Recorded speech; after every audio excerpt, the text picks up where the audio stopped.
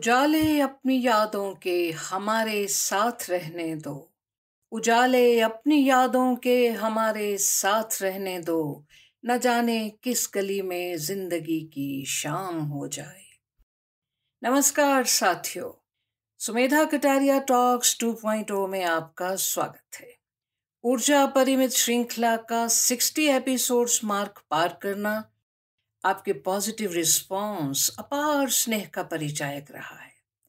आपने सभी एपिसोड्स को सुना, मुझे सम्मान बख्शा, इंतजार की अभिव्यक्ति करके हौसला बढ़ाया और कमेंट्स के साथ नवाज के मुझे प्रोत्साहित किया। हाथ जोड़ झुकाए मस्तक, आपका सादर अभिवादन, धन्यवाद। मैं तहे दिल से आभार व्यक्त करना चाहूंगी मनीषा का पॉडकास्ट टाइटल और टैगलाइन के लिए, विकास रेलन वीके जिन्होंने सिग्नेचर ट्यून बनाई, रूपाली बंसल ने आर्टवर्क किया और हर एपिसोड के परिचय का कंटेंट राइटिंग पहले हिसार से अब जर्मनी से पूर्ण दायित्व के साथ उपलब्ध कराया। केशव मेहता ने बहुत मुस्तैदी से संपादन किया। डिजी समय के प्रिंस और हिमांशु की टीम ने ऑन डॉट नियमित रूप में आप तक पहुंचाया। बहुत बहुत साधुवाद, आभार, शाबाश और स्नेहिल शुभकामनाएं। साथियों, अब तक की गई चर्चाएं मूलतः मेरे अपने निजी दृष्टिकोण, पर्सनल पर्सपेक्टिव और एक्सपीरियंसेस पे आधारित रही हैं। टॉक्स के नए वर्जन में आपके नजरिए, आपके अनुभव, आपकी प्रतिक्रियाओं को भी इन एपिसोड्स में शुमार करना चाहूंगी, ताकि मैं से हम का विस्तार आत्मन्वेषण की इस यात्रा में बड़ी वृहद सोच, अधिक मंथन और अधिक स्पष्ट निचोड़ का मार्ग सुलभ कर सके। इस आशय से मैं आह्वान करना चाहूंगी आपका कि और अधिक सक्रिय रूप से इन टॉक्स के साथ जुड़ें। आलोचना से भी गुरेज ना करें ताकि मैं सीख सकूं अपनी कमियों से। प्रश्न जरूर करें ताकि आपकी क्वेरीज प्रशस्त कर सकें और गहराई और क्लैरिटी से उस उद्देश्य की पूर्ति जिनके लिए ये टॉक्स अस्तित्व में आए। समय और दिन वही रहेगा, आप और हम भी वही रहेंगे। इंशाअल्लाह टॉक्स के क्लेवर और डिलीवरी में कुछ परिवर्तन जरूर प्रस्तावित है। कहते हैं मानव मन में एक दिन में 70,000 से अधिक विचार आते हैं, जिनमें से आधे से अधिक नकारात्मक होते हैं। अब ऐसे कथनों को किसी पैमाने में माप के एंडोर्स तो किया नहीं जा सकता, पर यह तो है कि हमारा मन ख्यालों से भरा तो रहता है। इस पल में, वर्तमान में कम रहता है, बीते हुए समय की स्मृतियों में या आने वाले समय के बारे में अधिक सोचता है।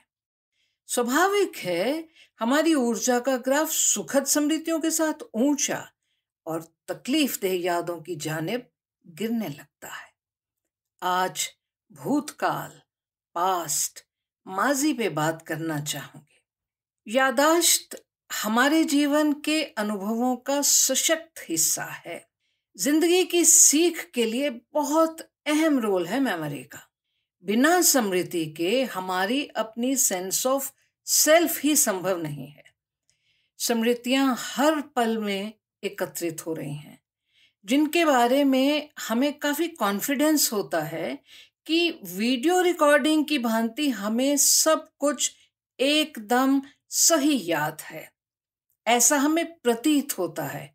और अगर कोई और उन्हीं स्थितियों को अपने ढंग से या अलहदा ढंग से प्रस्तुत करता है तो हमें स्वीकारने में दिक्कत होती है। इमोशन का सामान्य फंक्शन है हमारी यादाश्त में इजाफा करना, ताकि जिन यादों की हमारे जीने के लिए प्रासंगिकता, रेलेवेंस या नितांत जरूरत हो, उन्हें रिकॉल करना आसान हो सके।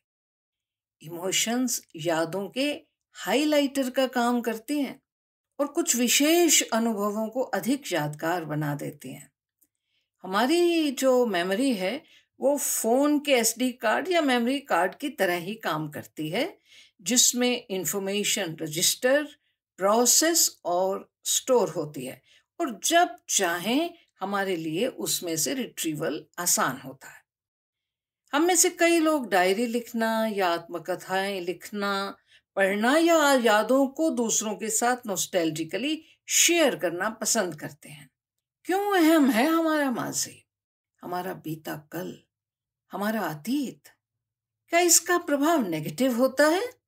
और यदि यादें परेशान करती हैं तो क्या किया जाए? कई दशकों की रिसर्च ये सिद्ध करती है कि मानव की स्वाभाविक प्रवृत्ति है पास्ट को याद करना। मुख्यतः स्मृतियां हमारी हमारी पहचान से रूबरू कराती हैं। क्या हम हैं, क्या बनना चाहेंगे, समस्याओं को सुलझाने में मददगार साबित होती हैं। हमारी सामाजिकता का बोध भी स्मृतियों से ही होता है, और अपनी इमोशंस को नियंत्रित करना भी हम अपनी स्मृतियों से सीखते हैं।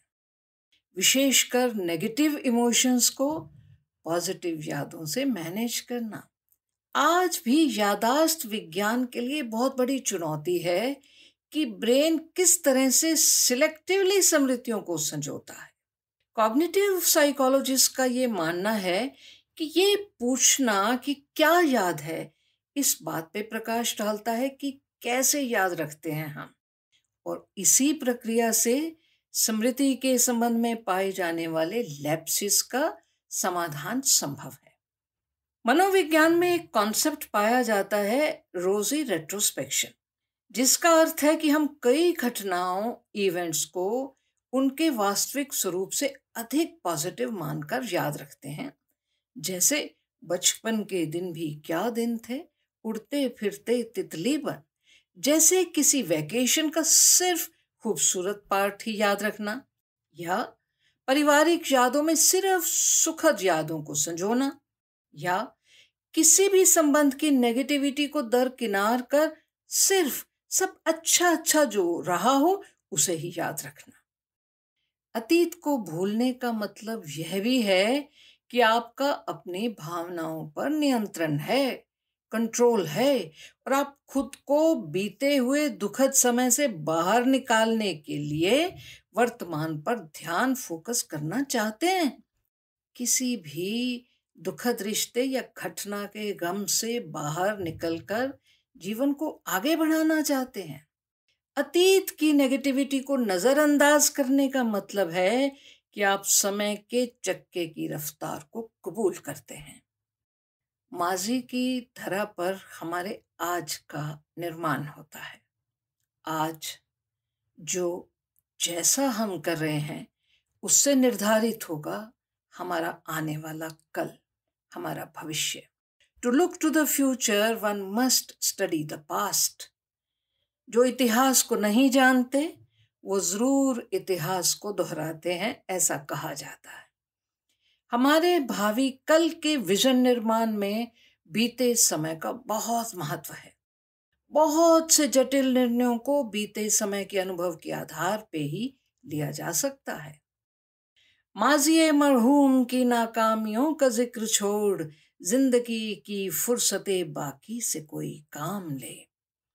सही है कि जो भी है बस यही एक पल है, पर यह भी तो सही है साथियों कि सब जिए हुए पल भी तो हमारे ही हैं, हमारे अपने, निजी, व्यक्तिगत, पर्सनल।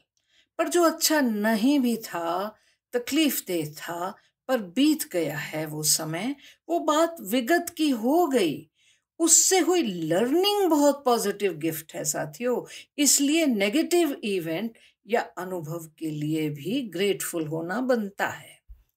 जब शोर बरपता है खानाए दिल में और यादों के बेनिशान जजीरों से आती हैं आवाजें जो कचोटती हैं, दुखाती हैं, टीसती हैं, हमारे आज की खुशी पे सिर्फ ग्रहण ही लगा सकती हैं, तो उसके लिए माफ कर दीजिए जिसे भी करना हो, चाहे खुद को ही माफ करना हो। बीती ताही बिसार दे, पीछे मत देख, सामने देख, क्योंकि सच में जो हो रहा है अच्छा हो रहा है, जो हुआ अच्छा ही हुआ, जो होगा वो भी अच्छा ही होगा। क्यों व्यर्थ की चिंता करें, बीता समय तो बीत ही चुका है, आने वाले समय की चिंता से होगा क्या? वर्तमान चल ही रहा है मजा मा। अपने कमेंट्स, प्रश्नों, अनुभवों, सुझावों से जरूर अवगत करवाइएगा। फिर मिलेंगे अगले सप्ताह इसी समय, इसी दिन। जय हिंद।